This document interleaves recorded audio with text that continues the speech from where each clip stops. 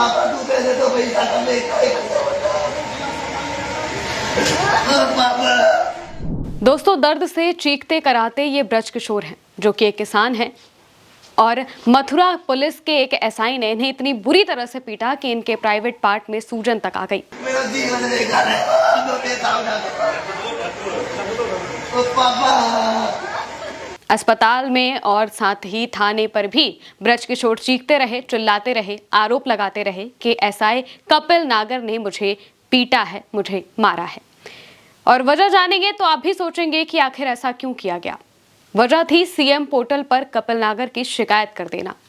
SI Kapil नागर पर आरोप है कि उन्होंने ब्रज किशोर से रिश्वत मांगी थी, 20,000 रुपए की रिश्वत मांगी, और ब्रज किशोर को भरोसा था कि मैं सीएम पोर्टल पर शिकायत करूंगा तो मेरी बात सुनी जाएगी और एसआई पर कार्रवाई होगी। लेकिन उल्टा ब्रज किशोर को यह शिकायत करना इतना महंगा पड़ा कि वो 5 दिन से अस्पताल में ही भर्ती हैं।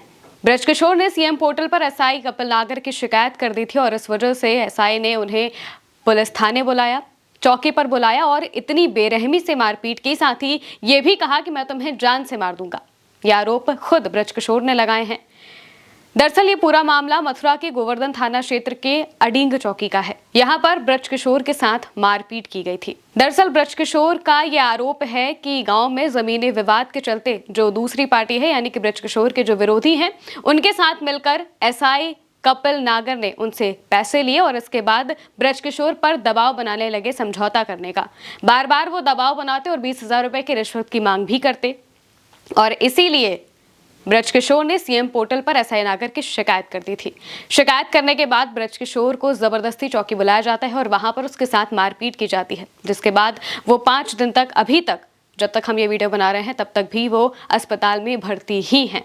दूसरी तरफ पुलिस का क्या कहना है वो भी हम आपको बताएंगे, लेकिन आप पहले ब्रज किशोर के पिता का ये बयान सुनिए। तो बुलवाया हमारे को, बच्चा को चौकी में इंचार्ज ने कपिल नागर ने, और उसको बोला कि मैं अब कुछ नहीं कह रहा हूँ, उससे पूछताछ करूँगा, ऐसे क्यों कॉल करता है, क्यों पोर्टल पे डालता है मेरी, ऐसे क्यों वो करता है। उसके बाद में उसकी मम्मी भी थी, मैं भी था, लड़का भी था, उसका बाबा भी था, 3-4 आदमी थे हम गाड़ी। वहाँ के बाद में अंदर लेके हम सब बाहर निकाल दिए।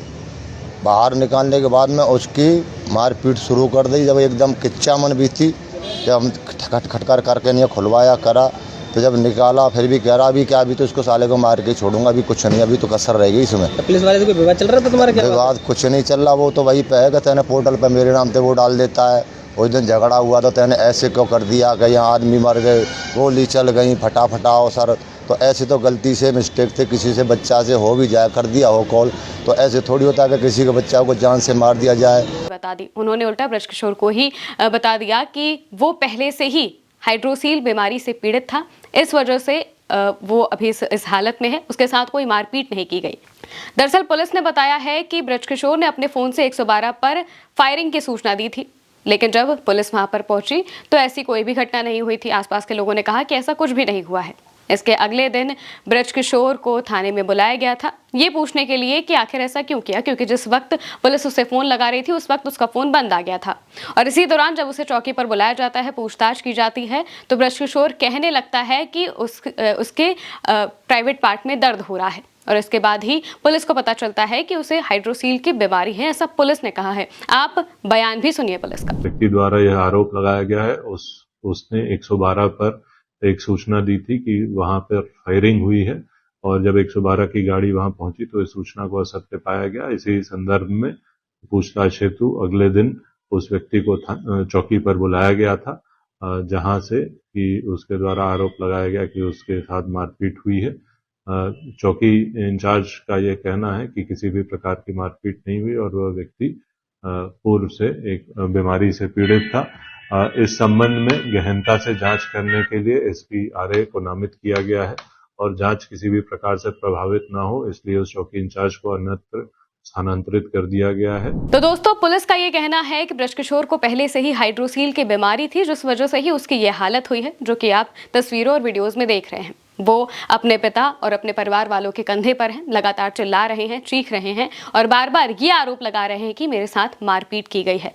अचानक से अगर बीमारी हो भी तो भी क्या इतना अचानक से इस तरीके का दर्द हो सकता है या इस तरह की सूजन आ सकती है जो अभी तक दिखाई दी है? ये सवाल उठता है। वहीं दूसरी तरफ पुलिस का कहना है कि उसके साथ किसी भी तरीके की मारपीट नहीं की गई है, लेकिन वो विधिक कार्रवाई करेंगे, जांच करेंगे। एसआई जो कपिल नागर है उन्हें ट्रांसफर कर दिया गया है, छाता में उनका ट्रांसफर किया गया है। वहीं अब जो अडींग चौकी है वहां पर किसी और को बुला दिया गया है एसआई के तौर पर। लेकिन लोगों के मन में अब भी यही सवाल है कि आखिर ऐसा क्यों किया गया?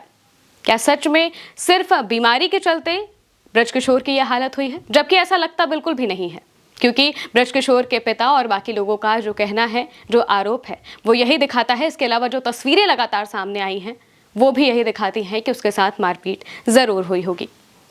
लेकिन पुलिस ये बात मानने को तैयार नहीं है। पुलिस कह रही है कि ऐसा कुछ भी नहीं हुआ है।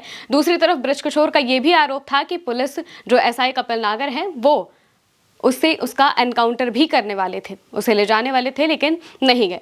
बाद में पुलिस ने ही कपिल को भर्ती कराया था, उसके परिवार वालों को बुलाया था और इसके बाद पूरी की पूरी कहानी सामने आई है। लेकिन सवाल अब भी यही बनता है कि आखिर यूपी पुलिस के साथ ही ऐसी चीज़ें क्यों होती हैं? अक्सर हमने ये केसेस देखे हैं जिनमें पुलिस की तरफ से ऐसे ही बयान आते हैं कि पीड़ित को पहले से ही कोई बीमारी थी, इस वजह से कस्टडी में उसकी डेथ हो गई, या फिर उसके साथ ऐसा कोई हादसा हो गया, वो पीड़ित हो गया। क्या यूपी पुलिस इतनी सीधी है कि वो किसी के साथ मारपीट नहीं कर सकती? और अगर किया भी है तो इसे मानने में क्या बुराई है? मानकर उस एसआई के खिलाफ कार्रवाई करनी चाहिए, लेकिन ये कार्रवाई करने से अब पुलिस भी पीछे हट रही है। दूसरी तरफ ब्रजकिशोर का अब भी ये मानना है कि उससे न्याय मिलेगा। ये बात वो अब भी कह रहा था कि मुझे पूरा भरोसा है कि मुझे न्याय मिलेगा। एसआई कपिल नागर ने उसके साथ जिस तरीके से मारपीट की है, जो आरोप लगाए हैं ब्रजकिशोर ने, वो लगातार ये दिखाते हैं, लगातार ये बताते हैं कि उसके साथ कितनी बुरी तरीके से मारपीट की गई है। वहीं दूसरी तरफ एक आरोप ये भी लग रहा है कि अस्पताल में भर्ती होने के 5 दिन बाद तक भी किसी तरीके का मेडिकल नहीं कराया गया है, कोई एफआईआर नहीं लिखी गई है, क्योंकि अगर मेडिकल कराया जाएगा तो बात सामने आ जाएगी कि मारपीट हुई है और इसी वजह से मेडिकल नहीं कराया गया है। ये आरोप अब भी लग रहे हैं, लेकिन पुलिस का कहना है कि वो इस पूरे मामले पर जांच करेगी और जांच के बाद ही पूरी बात बताएगी या जो भी विधिक कार्रवाई है वो की जाएगी। एसआई के खिलाफ भी अगर कुछ निकलता है तो किया जाएगा, लेकिन ऐसा कुछ दिख नहीं रहा है। वहीं अब देखना होगा कि ब्रजकिशोर को आखिर कब तक न्याय मिल पाता है। आप इसको लेकर क्या सोचते हैं, कमेंट में बताइएगा। मैं हूं महिमा और आप देखते रहिए भारत देख सोच।